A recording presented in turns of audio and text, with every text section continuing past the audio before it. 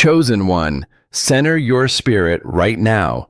Do not let the loud distractions of this world steal this specific holy moment from you. Logically, you should have broken 3 days ago.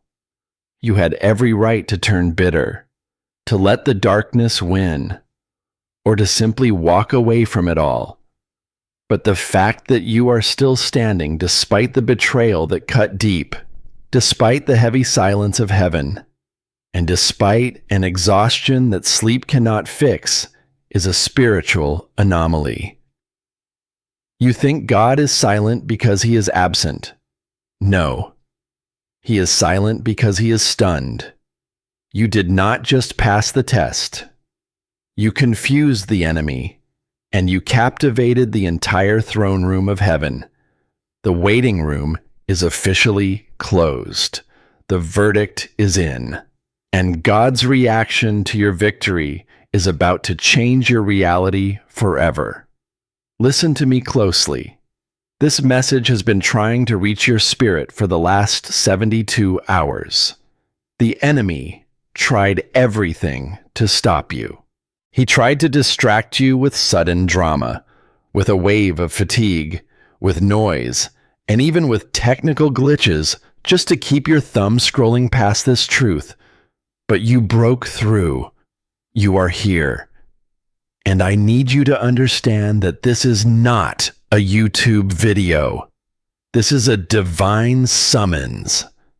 It is a scheduled appointment in the spirit realm that you just walked into. Before we go any further, I need you to make a covenant with yourself right now. Do not leave this message until the very final second. I am not asking for your watch time. I am asking for your total focus, because we are about to unlock the Divine R protocol. By the end of this recording, you will understand exactly why your life has been under such heavy fire. You will receive the specific framework to handle the promotion that is coming. And we will seal this with an activation ceremony that will shift your trajectory forever. If you leave halfway, you are walking out of the operating room while the surgery is still in progress. Do not do that to your destiny. Stay, receive, and finish what God has started. Now, let us look at where you are. I want you to verify if this resonates with your spirit right now. Even as you hear my voice, you feel a heaviness. Not just a spiritual heaviness, but a physical pressure right in the center of your chest. Slightly to the left. It feels like a weight you have been carrying for weeks. You wake up in the morning and before your feet even touch the floor, you let out a sigh that sounds like it is coming from the very bottom of your soul. You are tired, but it is not the kind of tired that sleep can fix. You could sleep for 12 hours and still wake up exhausted because your spirit has been bench pressing weights in the unseen realm that most people would be crushed by. You have been sitting in a room that feels like a waiting room for months. Staring at walls that refuse to move, checking your phone for a notification that never comes, asking the ceiling god, did I fail? Did I miss the turn? Why is it so quiet? You have felt like an invisible man or an invisible woman. You walk into rooms and feel like you are behind a glass wall. You speak, but people do not seem to hear you. You help. But nobody says thank you. You give, but nobody reciprocates. And lately, there has been a specific fear creeping into your mind at 3 a.m. A cold thought that whispers, maybe I am delusional. Maybe God has forgotten me. Maybe I am just suffering for nothing. I need you to take a deep breath right now and let that air hit the back of your throat. Listen to me. That pressure on your chest, that is not depression. That is not anxiety. That is not a medical condition. In Hebrew, the word for glory is kavod. And do you know what kavod literally means? It means heavy. It means weighty. The pressure you are feeling is not the weight of the world. It is the weight of the glory that is currently settling upon your life. You are feeling heavy because God is trusting you with a massive assignment. You do not put heavy cargo on a weak ship. The fact that you are feeling this pressure is the first sign that you have been approved for the transport of something massive. But the silence. Let us talk about the silence. That is what hurts the most, isn't it? You have been loyal. You have been faithful. You have kept your hands clean when you could have gotten them dirty. And yet, heaven seems to have gone mute. No dreams, no visions, no clear voice, just static. And the enemy has been using this silence to torment you. He tells you that God has left the building. He tells you that you have been disqualified. But I am here to prophesy to your spirit today. The silence you are hearing is not the silence of abandonment. It is the silence of AWE. Picture a grandmaster chess player making a move that nobody saw coming. The entire stadium goes quiet. Nobody speaks. Nobody breathes. They are just watching. Stunned by the brilliance of the move. Chosen one. You are that move. God is silent right now because he is watching you with absolute wonder. He is looking at your timeline. Looking at the trauma you survived, looking at the people who walked out on you, looking at the financial cliff you are standing on. And he is stunned that you are still praising him. He is stunned that you are still kind. He is stunned that you haven't cursed him and died. You are a glitch in the enemy's system. The enemy's algorithm predicted you would crash 3 months ago. His data said you would be an alcoholic by now, or bitter, or vengeful. But you are here, listening to a word about God. That is why the atmosphere is silent. You have the full attention of the throne room, but here is the danger. Here is where most chosen ones miss the mark and actually fail the test at the very last second. You think God is stunned because of your endurance. You think he is impressed because you gritted your teeth and survived the pain. You think the test was about how much suffering you could swallow. And because you think that, you are bracing yourself for more suffering. You are tightening your shoulders, preparing to endure more. But I need to tell you the truth. That is not why God is stunned. Endurance is just the baseline. Endurance is what we expect from a soldier. But you are not just a soldier. You are royalty. And the test you just passed was not a test of your strength. It was a test of something far more rare, something far more dangerous to the kingdom of darkness. God is not stunned because you are strong. He is stunned because of a specific choice you made when you had the power to destroy someone. This is the secret. This is the mystery. And once you understand this, the heavy weight on your chest is going to lift instantly, because the window of heaven has opened specifically for your case today. You are about to walk into the greatest restoration of your life. But first, we must bridge the gap between your pain and your promotion. For the longest time, you have operated under a major misunderstanding about what this grueling season was actually for. You have convinced yourself that this was simply an endurance test. You look at the sleepless nights, the financial drought, and the relational betrayal. And you think, God is testing to see how much pain I can take before I finally break. You think heaven is looking for a spiritual Navy SEAL, someone who can take a massive beating and just keep marching forward. And because you think the test is about endurance, you are completely exhausted. You are burnt out because endurance is draining. Endurance is defensive.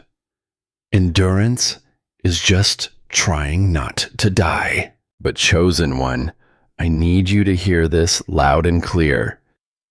Endurance was not the final test. Endurance was just the prerequisite. Any human can endure pain if they have no other choice, but that does not make them a king.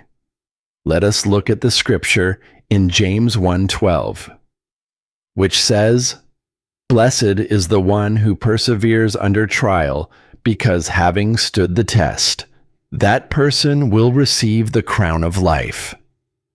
Most people stop at the word perseveres, thinking it just means hanging in there.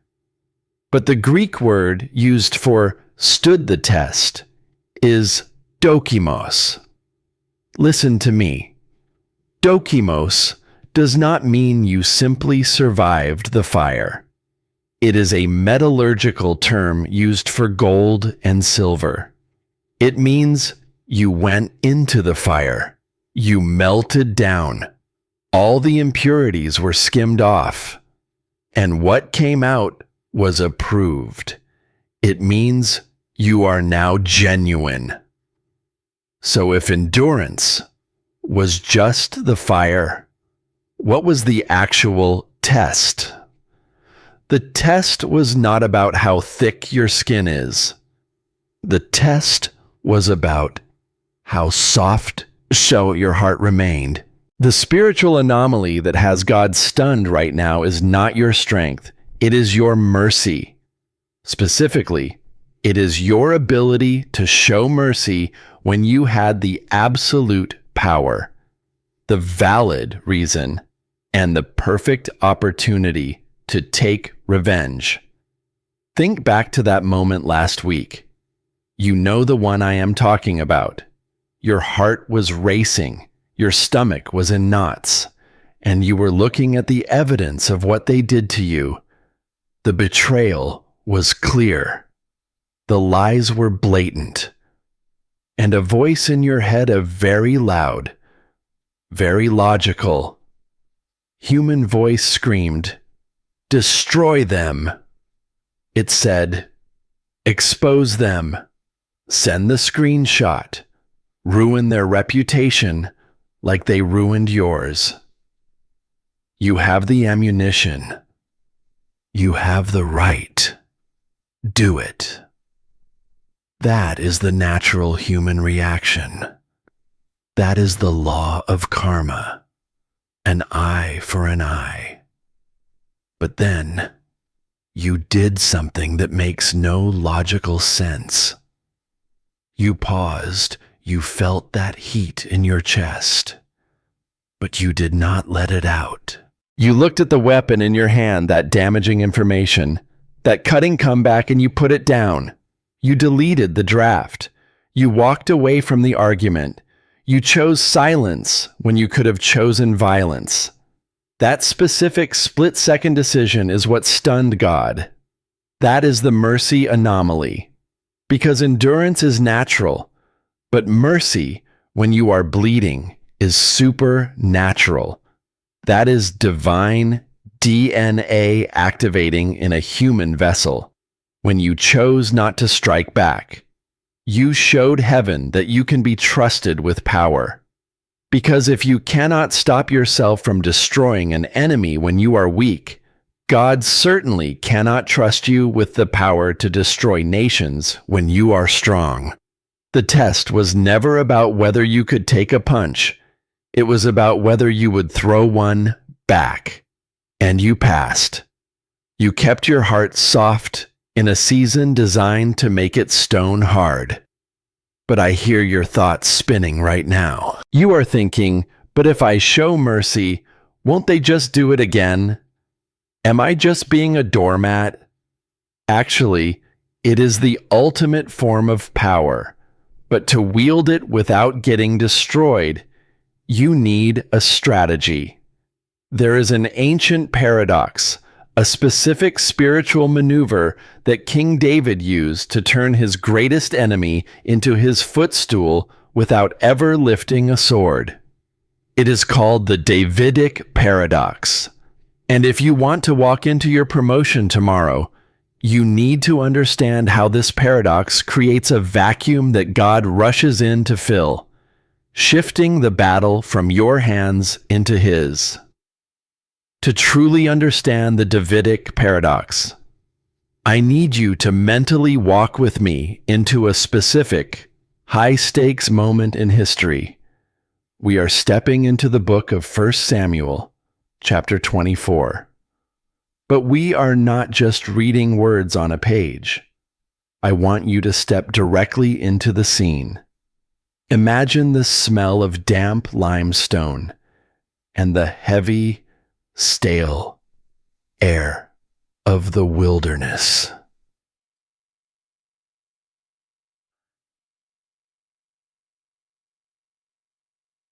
Suffocatingly hot. You are hiding in the very back of a cave in the desert of En-Gedi.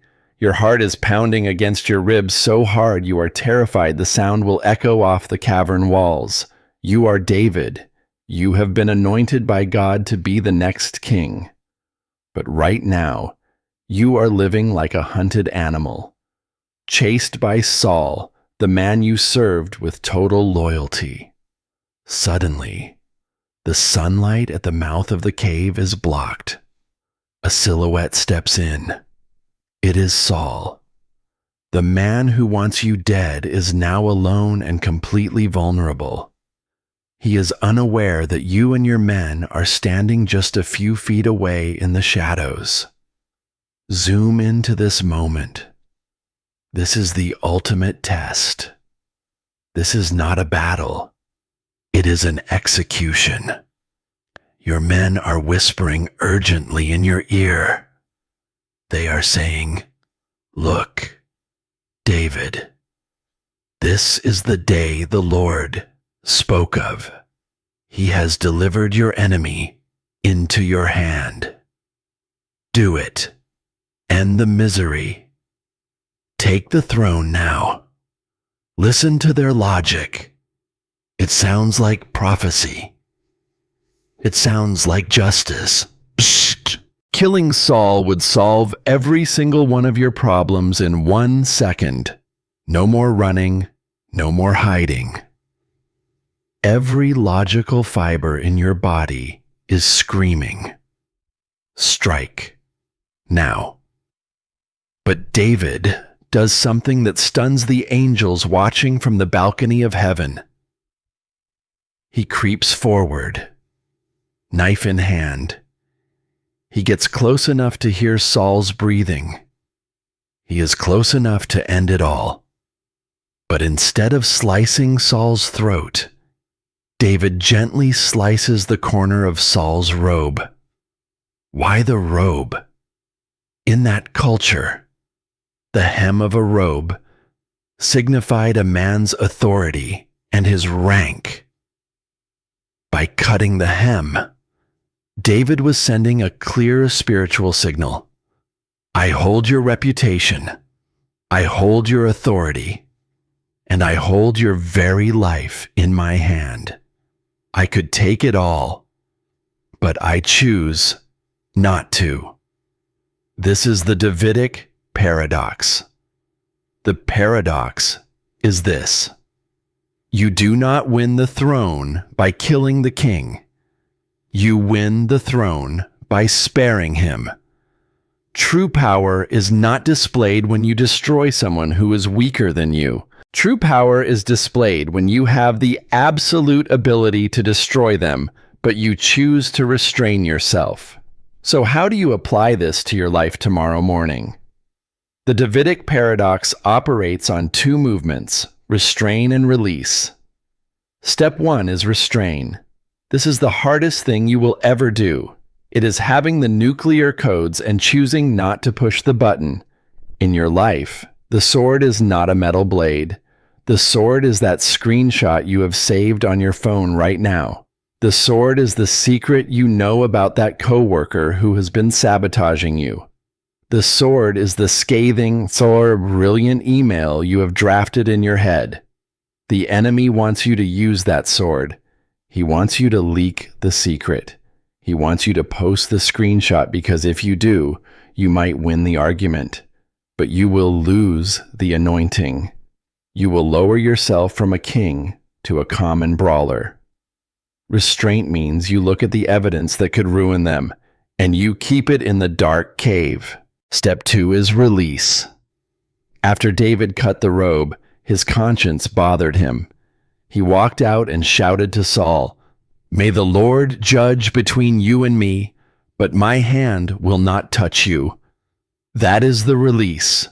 You are handing the court case over to the supreme judge of the universe.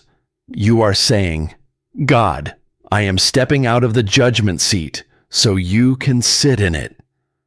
And let me tell you, God is a much more thorough judge than you could ever be. When you try to get revenge, you can only affect their circumstances. But when God deals with them, He deals with their soul. I want to prove to you that this protocol works in the real world. I want to tell you about a chosen one named Sarah, who stood at the edge of her own cave of En-Gedi just 6 months ago with a weapon in her hand and a decision that would change everything. Let me prove to you that this protocol works in the real world. 6 months ago, a chosen one we will call Sarah found herself standing at the mouth of her own cave of En-Gedi. She discovered undeniable evidence of her husband's betrayal on his phone. The pain was a physical blade, cutting deeper than any knife. She had the screenshots, the names, and the addresses, enough ammunition to ruin his life, and the other woman's reputation forever. Her friends and advisors, acting just like David's men, screamed at her, "Burn it all down. They deserve to suffer. Expose them." Sarah sat in her car for hours, her thumb hovering over the send button. Every wounded part of her soul screamed for justice. But right then, she felt a heavy check in her spirit. She remembered the Davidic paradox. She realized that while exposing them would satisfy her rage for a minute, it would destroy God's ability to perform a miracle. So, she did the impossible. She restrained. She kept the evidence, but she refused to use it as a weapon. She confronted him with the truth in private, then cutting the corner of the robe, but she did not destroy him in public. She handed the case to the supreme judge and endured 6 weeks of agonizing silence. Go ahead. It looked like she was losing. It looked like she was a doormat. But then, because she stepped out of the way, God stepped in. The weight of conviction fell on her husband so hard he couldn't sleep. Without her nagging or public shaming, he had a radical encounter with God in a hotel room miles away. He came back, not just sorry, but transformed. She won her family back not by fighting, but by sparing. That is the explosive power you hold right now when you choose to confuse the kingdom of darkness with mercy. But I know the logical objection rising in your throat. You are thinking, that's great for Sarah. But if I stay silent, won't they just reload and trample over me again? You are terrified that forgiveness equals weakness. That fear is the single biggest barrier to your breakthrough. You think being humble means being soft and harmless. But let me correct a mistranslation that has plagued your mind for years. When Jesus said, "Blessed are the meek," he used the Greek word praus. In ancient Greek military culture, praus was not used for a weakling. It described a war horse, a stallion with 3,000 pounds of muscle, designed for fury and war, but perfectly submitted to the bit in its mouth. The horse didn't lose its strength. It brought its power under total authority. Meekness is not weakness.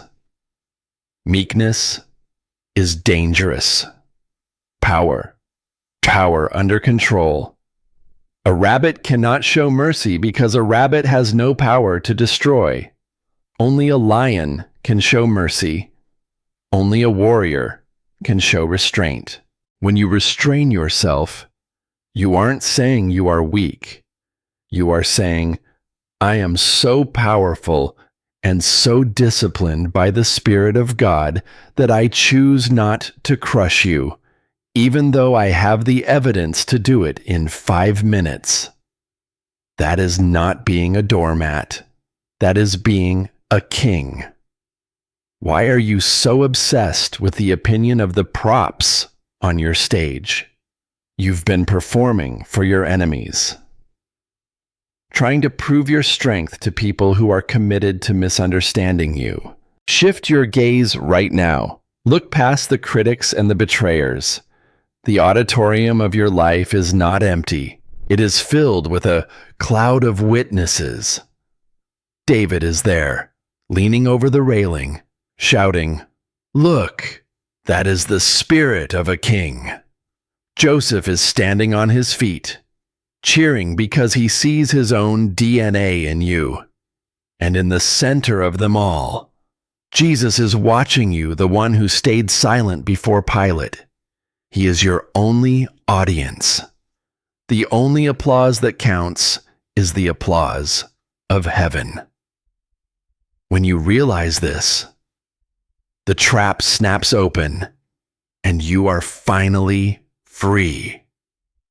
You are not fighting like a survivor anymore. You are operating like a sovereign. God is waiting for 3 specific moves from you starting tomorrow morning, moves that will force a shift in your reality that no devil can stop. I call this the Divine R Protocol, and it is the key to your total restoration. The Divine R Protocol is not just a nice suggestion. It is a spiritual law that signals to heaven you have graduated from a survivor to a sovereign. You need to memorize these steps because the next time you are attacked, your survival instincts will scream at you to do the exact opposite. Move number 1 is the sovereign silence. This is fundamentally different from the silence of fear. Fear is silent because it is afraid of what might happen. Sovereign silence is silent because it already knows the final outcome. Look at Jesus standing before Pilate. Pilate had the worldly authority to kill him, and he was demanding answers, trying to get Jesus to defend himself. But Jesus gave him absolutely no fuel. Why? Because a defendant argues his case, but a king simply declares his will. When you argue with your accuser, you are stepping down from your throne to stand in the mud with them. You are validating their lies by dignifying them with a response. From now on, when someone misrepresents you, let the lie hang in the air. When you refuse to defend yourself, you are forcing God to be your defense attorney, and he has never lost a single case. Move number 2 is the table. This comes straight from Psalm 23, where it says, God prepares a table for you in the presence of your enemies. Notice the location, the enemy is still there, but God has set a table of abundance right in front of their face. Here is the strategy you cannot eat and fight at the same time. If you leave the table to fight the enemy, you starve. But if you stay at the table and feast on the blessings God is giving you, the enemy has to watch you prosper while they stay hungry. The greatest revenge is not destruction. It is visible, undeniable acceleration. Treat your enemy like furniture in the room. You don't talk to it. You don't fight it. You just eat. Move number 3 is the nuclear option. The blessing. Jesus said to bless those who curse you. This is a strategic weapon, not a poetic sentiment. When you bless an enemy, you create a spiritual short circuit. Darkness cannot comprehend light. By releasing a frequency of love, you confuse the demonic spirits operating behind that person. I want you to mentally see the face of the person who hurt you most and say, I bless them. That resistance you feel in your gut, that is your ego dying. And that is exactly where your power begins. Does this work in the real world? Ask Michael, a creative director who was being sabotaged by a manipulative manager. This manager stole Michael's ideas and presented them to the CEO as his own. Michael had the proof, the timestamps, and the raw rage to destroy him. But he chose the divine R protocol. He stayed in sovereign silence during the meeting. He moved to the table by working even harder on the next phase. And he applied the blessing by praying for that manager every morning on his drive to work. The result: 3 weeks later, the CEO called Michael in. He had noticed the manager couldn't explain the strategy he claimed was his. But what impressed the CEO more was that Michael never complained, never badmouthed him, and just kept delivering excellence. The manager was let go, and Michael wasn't just promoted to his spot, he was made vice president of strategy, skipping 2 levels of management. He was promoted over the very seat that tried to crush him. That is the power of the protocol. It takes the battle out of human logic and places it into divine jurisdictions. But I must give you a critical warning. When you activate this flare in the spirit realm, the enemy is not going to stand down. He is going to change his tactics. Within the next 40 days, you will face 7 specific counterstrikes designed to make you pick up the sword you just laid down. If you don't recognize these traps, you will abort your promotion before it even arrives. You are now entering a high alert zone, and you must stay focused because the enemy is starving. And a starving predator is the most dangerous one you will ever face.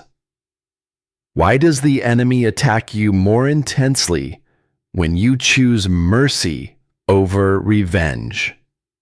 It is simple economics.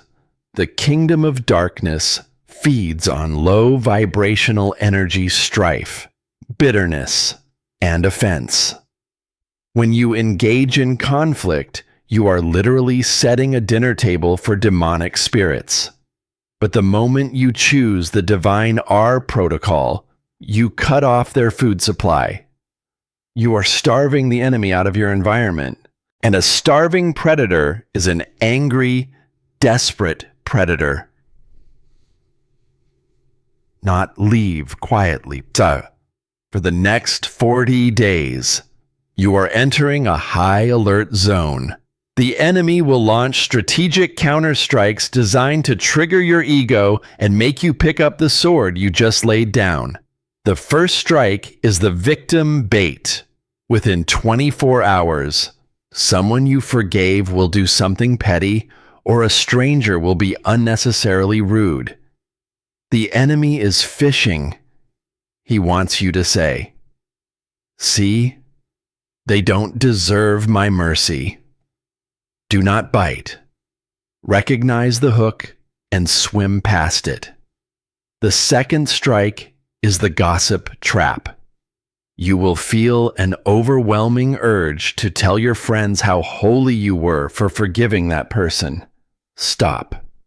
The moment you broadcast your humility, you leak your power. True mercy is silent. If you have to boast about it, you haven't actually forgiven, you are just posturing. Keep this secret between you and God.